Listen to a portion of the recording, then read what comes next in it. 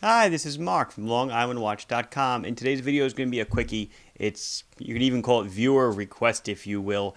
I'm going to answer a question that I've been getting in mass for the last 2 months, and the question is, let me grab these guys here. What is the difference between, it takes me a second to even figure it out, an SPB053 in this hand and an SBDC053 in this hand, and ditto for the black model. It's a very quick answer. I'll do a wrist check and then we'll get on with it. Meister Singer, one-handed automatic, a little quirky, a little weird, kind of like myself. Haven't worn that one in a while. Yachtmaster, 40 with the blue. Still a favorite. I'm noticing that, like the reviews say, the platinum bezel is a ding magnet. It's getting more and more little pieces of personality, if you will. Anyway, let's check out what's different about these two awesome Seiko divers. So in front of you here, I've got 4 different Seiko watches. Or do I? I clearly have 2 blues and 2 blacks. But what's the difference between these? Well, they are certainly all different part numbers, no doubt. And I did a review on these watches within the last couple of weeks. Check it out if you want the details of the watch, because I'm not going to go over all the details. I just want to explain to you, answer a question that a lot of you have, and rightfully so, you should have, because I don't think there's a clear answer out there, and I'm going to give you my answer. So I'm going to pick up the blues first, and we'll explain the whole thing, and then we'll do it ditto with the blacks. So I've got SBDC053 in my left hand, SPB053J in my right hand. And just by the part number alone, the 053 at the end should tell you something about them. Well, it turns out they are identical watches. They are the same watch. This watch is this watch. This watch is this watch. Why the different part numbers? Well, the SBDC, which we'll pick up first, and I'll just show it to you nicely. Like I said, I did a full video on this, but we'll get on the dial in a second and read all that writing on the bottom, and we'll do ditto on the back. But this is SBDC053, and it is a JDM, or a Japanese domestic model, Japanese domestic market watch. It comes with the Prospex tagging and with the Japanese writing, water resistance 200 meters, and then you have the tagging. Seiko's DiaShield, which is their coating on the watch to help prevent scratches, also in Japanese.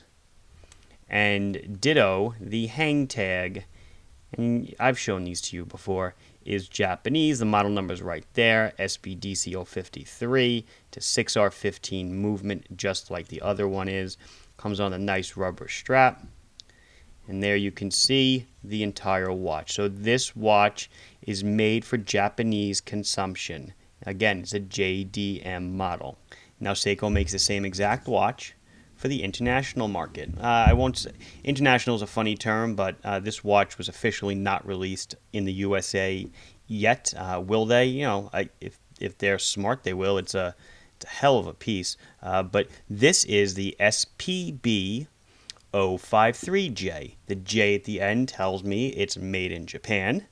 And the SPB part of the part number tells me mostly that it is an international model.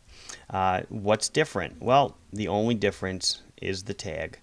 Still a Seiko Prospex tag like the other one was, but it's just got the different model number on it and the caliber of movement. Missing are the DiaShield tag. I don't think that means anything. It's the same case, it's the same everything. And also, obviously, the price in yen is not here. Actually, there's no retail price. So this is made for the international market, but the only difference between these two watches clearly are the tags that hang from it. No, this is not lacking DiaShield. I seriously highly doubt that. There's no reason to do that. I just think it's a sign of pride. A lot of the JDM watches that we carry do have the DiaShield tag on them.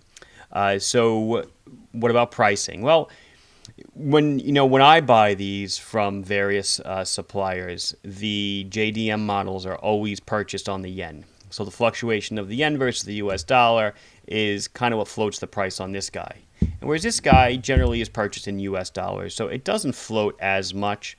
But you may find pricing discrepancies. When we first started, there was a discrepancy, but now they're actually parity with one another. They're the same. So you know, that is what sets off your pricing differences. It's not because this one is more expensive or less expensive because it's a JDM model. It has nothing to do with it. It's really just the price that they're supplied at, and how they're purchased and where currency is at the moment of when we purchase stock. So I'm going to zoom in now on the dial. We'll do a ditto on the back. I'm going to try not to bang them into one another, and you guys can look at them. Okay, sorry there. I spent a minute trying to get the camera resolution for both of them, but I couldn't. So I'm going to do the SBDC model first. You can see what it says, Japan 6R15-03KO. I don't know. It's very tough for me to read in the viewfinder. I know when this is blown up to high def, it'll be easily readable, but you can see it right there, whatever it says. And then you will see that the other model says the same exact thing because I already checked them before I put my word out there. There you go. Wipe away some of the fuzz, and you can see everything is right there. The same exact writing. Let's flip them over and do the case backs. I'll do one at a time. This is the SPB053.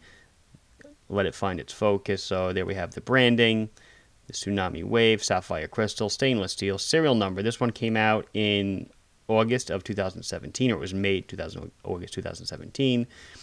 6R15, and then the case code, that 03W0, the A0 in a box, which no one can really give me a firm answer of what that means. I've heard a lot of different theories. Seiko won't give me an answer. Made in Japan. On to the SBDC053. Same thing. You could see it. The only thing of interest here, I guess, would be the serial number. No, this is November of 2017. So they probably come out of the same exact place. And one gets one set of tags and one gets another set of tags. And what's the significance behind that? Well, I don't know much. I do know that from where I came from in the defense aerospace community, if you make one change to an item when it ships out the door, no matter what it is, something as simple as tagging, it does change the part number entirely for tracking purposes. So that's probably what they do. The SBDCs are, Japanese models, and they arrange the tagging around them, and that necessitates its own part number. Beat that one to death. Let's check out the black. So we'll try to keep this one, keep them the same. This is the SBDC051 in my left hand, SPB051J1 in my right hand. I didn't say in the other one, but obviously all JDMs are made in Japan, so they don't put letters at the end of the part number. And where international models go both ways, made in Japan, not made in Japan. So this is your SPB051J1. Like I said, showed you the J is on the part number. You can see it on the hang tag right here.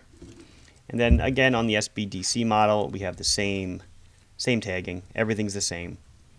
Just a different part number for the same exact watch. The writing on the dial is the same. Everything else is the same. There's no need for me to, go over every nook and cranny again, but I think you can clearly see they are identical watches. So I hope you guys found this video useful. It cleared up some questions you might have. Again, this is Mark from LongIslandWatch.com. Please like this video if you enjoyed it. Please subscribe to the channel if you have not done so yet. If you have any questions, comments, concerns, etc., put them down below, and I will be sure to address them as soon as I can. Thank you for watching. Bye-bye.